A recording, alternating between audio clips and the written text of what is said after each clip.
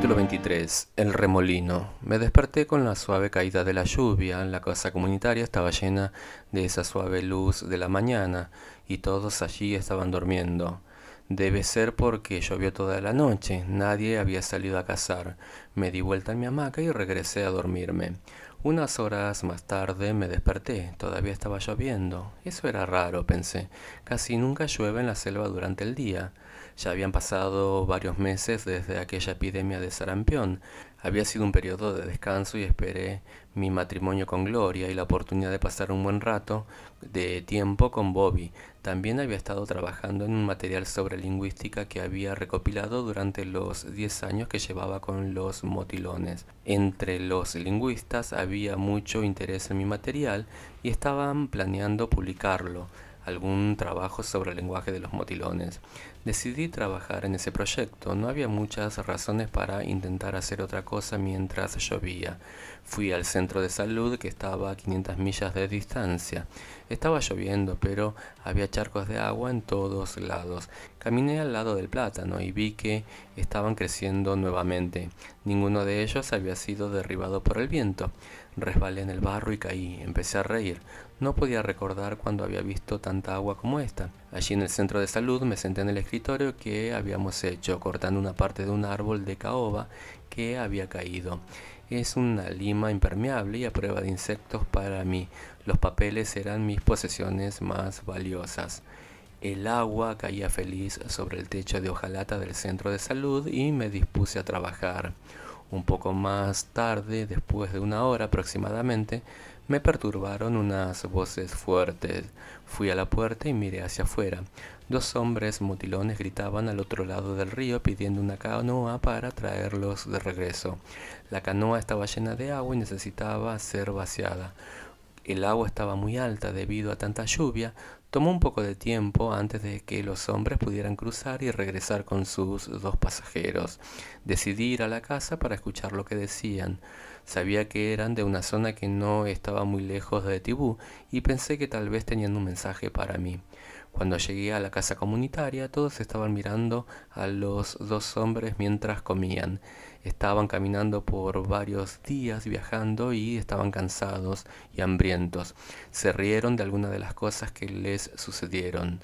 Había sido un viaje muy duro, un buen número de árboles habían sido volcados y algunos de los ríos eran difíciles de pasar. Me agaché junto a ellos para escuchar. También había llegado Bobby.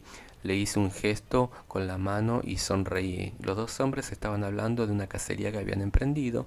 Uno de ellos contó una historia muy divertida sobre su viaje. Molesto me levanté para irme. No tenía nada de qué hablar, excepto una charla. Regresé al centro de salud y comencé a escribir de nuevo. Una hora más tarde, al levantar la vista, los vi a los dos de pie al lado de la puerta. Me entregaron un paquete que contenía 5 sobres. ¿De dónde viene esto?, pregunté. Se encogieron de hombros. George Camillo Baira, nosotros. Pude entregártelos. George tenía un poder allí en Tibú. Gracias, dije. Eran telegramas. Abrí el primero. Ella fue enterrada, decía. ¿Quién fue enterrado? Debía ser la madre de Gloria, pero no. Fue su madre quien envió el telegrama. Ella lo había firmado al final. Rompí los demás. Gloria había tenido un accidente. El auto había sido arrojado por un acantilado. Ven ahora, dijo uno de los telegramas. Te estamos esperando. Ven inmediatamente. Y estaba fechado hace 2 semanas. El otro telegrama decía que Gloria había fallecido y que sería enterrado dentro de 3 días. Tiré los telegramas al suelo y corrí hacia la casa comunal. Bobby estaba haciendo sus flechas. Me miró con la misma sonrisa feliz que había tenido cuando era niño. Bobby, sollocé, ella no viene. Ella ya no vendrá aquí. ¿Qué? Él dijo. Ella no vendrá, Bobby. La Gloria ya no vendrá. Ella murió. Ella está muerta. Otro motilón se acercó y puso sus manos sobre las mías, sobre mi hombro, sin saber que estaba molesto. Lo alejé de mí. ¿Cómo sabes que está muerta?, preguntó Bobby. El periódico lo dice. Estas cartas que llegaron hoy de Tibú. Bobby, dije. Necesito ir a Bogotá. Necesitamos ahora mismo. Bueno, iremos, dijo, tan pronto como las aguas bajen. Ese fue un día muy largo. A veces la tristeza era demasiado grande de lo que podía soportar. Otras veces era casi irreal. Casi no podía creer lo que había sucedido. Leía y leía el telegrama varias veces. Bobby me habló y me cantó. hablando de Gloria, recordando que ella fue la primera mujer extranjera que venía a la región Motilón, recordando cómo había pescado su pez con el arpón. Mi mente estaba constantemente involucrada con la muerte de Gloria, similar a una máquina que no era para trabajar. No podía llorar ni orar, aunque lo intenté, pero ¿orar por qué? Ella ya estaba muerta, ella ya había muerto, hacía varias semanas. Esa noche encendí una vela y me quedé en mi hamaca escuchando la lluvia. Continuó todo el día y ahora estaba cayendo a cubos. De repente sentí que necesitaba salir de ahí.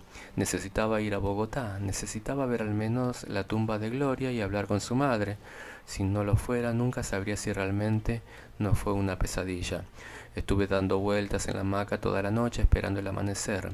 A las 3 de la mañana me desperté y fui a sacudir a Bobby. Bobby, quiero irme ahora, necesito ir a Bogotá. Creo que ya está amaneciendo, podemos viajar. Me dijo que volviera a mi red, todavía estaba oscuro y lloviendo. Entonces realmente empezó a llover torrencialmente. Recé para que dejara de llover, escuché el ruido de las aguas del río corriendo sobre las rocas y acantilados. Entonces el sonido se detuvo. Entonces supe que las aguas se habían desbordado sobre los márgenes. Cuando amaneció habían llegado a los 3,5 metros, más allá del nivel de inundación, y eran casi 2 metros de la casa comunitaria, pero necesitaba bajar el río. Fue un impulso irresistible. Bobby, dije, vamos.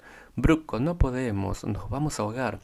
Pero sé que eres un buen piloto, Bobby. Sé que tú puedes llevarme río abajo. Sacudió la cabeza. Es imposible. El río está muy alto. No te estoy preguntando. Estoy ordenando. Y finalmente, entristecido, aceptó. Empaqué mis cosas de lingüística en un bolso impermeable. Enjaulé a ambos ositos de peluche que quería enviar a un amigo en Estados Unidos. A eso de las 10 nos fuimos. Aunque el río ya había bajado casi 1,5 metros, aún así estaba alto. Las aguas estaban turbias y feas, con remolinos absorbiendo con una espuma amarilla alrededor de las rocas. Bobby estaba preocupado. ¿Estás seguro de que necesitas hacer esto, Bruco?, preguntó. El río está demasiado alto para que intentemos ir. No, contesté, simplemente seguí poniendo los paquetes en la canoa. Finalmente nos fuimos, Bobby, yo y otros 2 hombres. Otros motilones llegaron a la casa y se quedaron allí bajo la lluvia mirándonos. Cuando vayas a ver a la mamá de Gloria, dile que me duele el estómago, dijo Atakadara, la esposa de Bobby. Dile que cuando supimos que Gloria había muerto no pudimos comer. Sabemos cómo se siente. Eché un vistazo a la casa y me subí a la canoa. Le dimos un empujón y las aguas nos envolvieron y nos llevaron río abajo. No tuvimos que luchar contra la corriente, ni siquiera contra el motor exterior de la canoa. Todo lo que teníamos que hacer era para evitar malos lugares. El rostro de Bobby estaba tenso, conocía el río mejor que cualquier otra persona viva, pero ni él mismo pudo prever los troncos cuando las aguas barrentas corrían al doble de velocidad, más rápido de lo normal. De repente, un tronco enorme rodó junto a nuestra canoa, justo a nuestro lado, al lado izquierdo.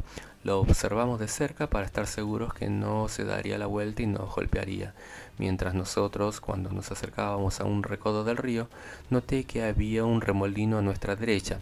Ese baúl nos llevaría hasta allí si no teníamos cuidado. Bobby, ten cuidado, frente a ti, grité, pero él se había inclinado sobre el motor. El hilo del nailón que controlaba el acelerador se había roto y estaba intentando arreglarlo. De repente apareció otro tronco que venía del fondo del río. Golpeó el tronco más grande a nuestra izquierda, provocando que golpeara nuestra canoa, lo que provocó que fuera arrojada directamente hacia el remolino. Bobby intentó apagar el motor, reducir la velocidad de la marcha y alejarse del tronco, pero no tuvo tiempo. No pudo. Pudimos mirar el jacuzzi muy cerca y 2 veces más grande que lo normal. Bobby intentó girar la canoa y seguir contra la corriente de agua, pero era muy fuerte. La canoa llegó a los bordes del remolino, todos fuimos expulsados. Vi los tanques de gasolina flotando en el agua. Tuve mis papeles en mis manos y los 2 ositos de peluche bajo un brazo. Quería agarrarme al barco para mantenerme fuera del agua y así dejé escapar a los osos. Entonces empezaron a nadar y agarré el bote con una mano y sostuve mis rollos entre sí. Entonces vi que llevaba a Bobby al centro del remolino. Con un poco de spray lo bajaron y desapareció. No pude ver nada más que el cono fangoso de agua sucia. La canoa empezó a acercarse al remolino y empezó a moverse rápido. Todo este tiempo estuvimos dando vueltas y girando. De repente fui arrojado del barco y arrastrado por el agua. Todavía tenía mis papeles en la mano. El agua me llevó una vez en círculo y luego otra vez, acercándose cada vez más desde el ojo del remolino. No había manera de evitarlo. La tercera vez que me di vuelta vi la rama de un árbol tendida sobre el agua. Seguí pensando porque no lo había visto antes. Extendí mi mano y la agarré. Estaba firme. Entonces miré hacia arriba y vi uno de los motilones en el otro extremo lejano. Me sacó del agua con sus manos y luego me arrastré hasta la orilla, en el barro, tratando de sorber el aire. Alabado sea Dios. Pero ¿dónde estaba Bobby? Entonces entendí lo que había hecho. Insistiendo en este loco viaje, Bobby había muerto. ¿Has visto a Bobby?, pregunté frenéticamente. No, desapareció en el remolino. Les dije a los hombres que iba a saltar de nuevo al río a continuación hasta que encuentre a Bobby, pero dijeron que no. Podría porque el río me tragaría y yo también moriría. Una roca bordeaba el río en ese lugar y no podíamos ir río abajo sin escalarla, así que comenzamos a subir. Arrastré hacia arriba. Yo estaba loco, me caí y me corté el dedo. Necesito encontrar a Bobby, me dije. Dejé los papeles y continué escaleras arriba. Me caí de nuevo y me dejé un corte muy profundo en la pierna. En lo alto una espina me pinchó el pie descalzo. Penetró unos centímetros y tuve que parar por el dolor. Todo el infierno abierto contra mí, pensé, pero me arrastré y tan pronto como pude, miré a mi alrededor y, por encima del río investigando sus márgenes, vi la canoa que parecía una aguja plana junto a uno de los márgenes. Entonces vi a Bobby abrazándola. ¡Oh, Dios! Corrí colina abajo y caí sobre las rocas. Llegué y lo ayudé a sacar la canoa. Luego lo ayudé a salir del agua. Puse mi mano sobre su hombro. Pensé que estabas muerto, dije. Estaba completamente desnudo. El remolino le había destrozado toda la ropa. Mira, dijo, perdí toda la ropa que iba a usar en el mundo civilizado y mi dinero estaba en ella. ¿Y eso qué importa?, dije. Estás vivo. Alabado sea el Señor. Entonces se acercaron los otros dos hombres. Estaba tan aliviado que apenas pude decir mucho. Sonreí y los toqué. Luego trasladamos la canoa y continuamos río abajo. El resto del viaje transcurrió sin incidentes. Estábamos a pocos kilómetros del río de Ouro. Paramos al lado del río. Bobby hizo una tanga con una hoja grande y nos fuimos a la ciudad. Cuando subí al avión para ir a Tibú, Bobby puso su mano en mi hombro. Dile a la Madre de Gloria que estamos con hambre de ella, que todos estamos tristes porque ella murió. Él dijo, cuídate y vuelve pronto. Volveré, prometí.